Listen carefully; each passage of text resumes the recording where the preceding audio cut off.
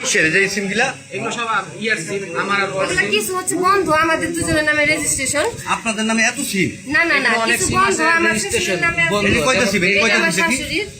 এটা বন্ধ। আপনার শাশুড়ির সিম আপনার কাছে থাকবে কেন? এটা বন্ধ। বন্ধ, ওটা ওর নামে রেজিস্ট্রেশন। এটা বন্ধ। হ্যাঁ এটা বন্ধ, এটা ইন্ডিয়ার। ইন্ডিয়া সিম ব্যবহার করেন আপনারা? আমি ইন্ডিয়া গেছিলাম, ইন্ডিয়া চিকিৎসা করতে গেছিল। তখন একটা মানুষ কি লাস্টে 258 258 হ্যাঁ ইন্ডিয়ান নাম্বার। না না না না, এই যে ইন্ডিয়ান এটা নাম্বার, এই যে চেক করে এই যে একটা। আচ্ছা আপনারা এই যে তাও এটা এতগুলো 2 সিম বছর ব্যবহার আগে করেন না? যখন ও চিকিৎসার জন্য গেছে তখন এই করতেছি না, তখন এই যে বানাইছে যে তার থেকে 2 লাখ টাকা আমরা ক্যাশ নিছি। এখন বানাইছে যে ওই 2 লাখ টাকা হচ্ছে তার পাওনা টাকা চাইছে তারা, কিন্তু না, তাদের লোক বেড়ে গেছে। ওই ক্ষেত্রে তারা 2 লাখ অ্যামাউন্ট আমাদের এনে দিতে বলছে। তখন যখন আমরা লাস্টে ব্যর্থ হয়েছি, এই যে এখন এই রাত্রে কয়টা বাজে, 11টা না 12টা, এখন আপনারা আমরা দিচ্ছে সে রাত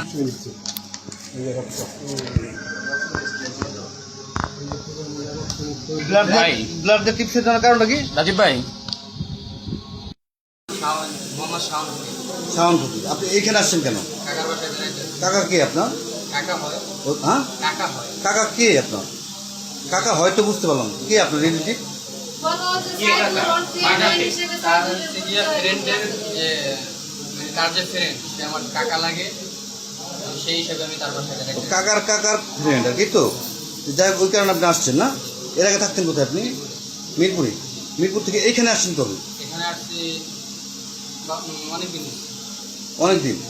ওই যে এই বাসায় আসছেন তো? হ্যাঁ এই বাসায় অনেকদিন। আমরা একটা ওই যে পরিচিত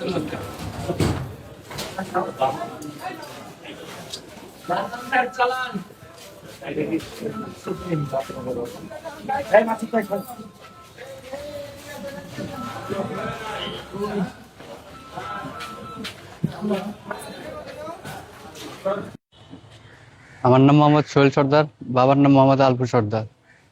আমি বাড্ডা দিবাগত রাত 8টা 8:30টার দিকে বাসায় যাওয়ার পরেই ওই রুম থেকে 2-3-4টা ছেলে এসে আমাকে মারধর করে হাত পা বেঁধে, শিকল দিয়ে হাত পা বেঁধে, মুখে রুমাল পেঁচিয়ে মারধর করে এবং আমার কাছে মুক্তিপণ হিসাবে 5 লক্ষ টাকা দাবি করে এবং আমার উপর রাতভর নির্যাতন করা হয়।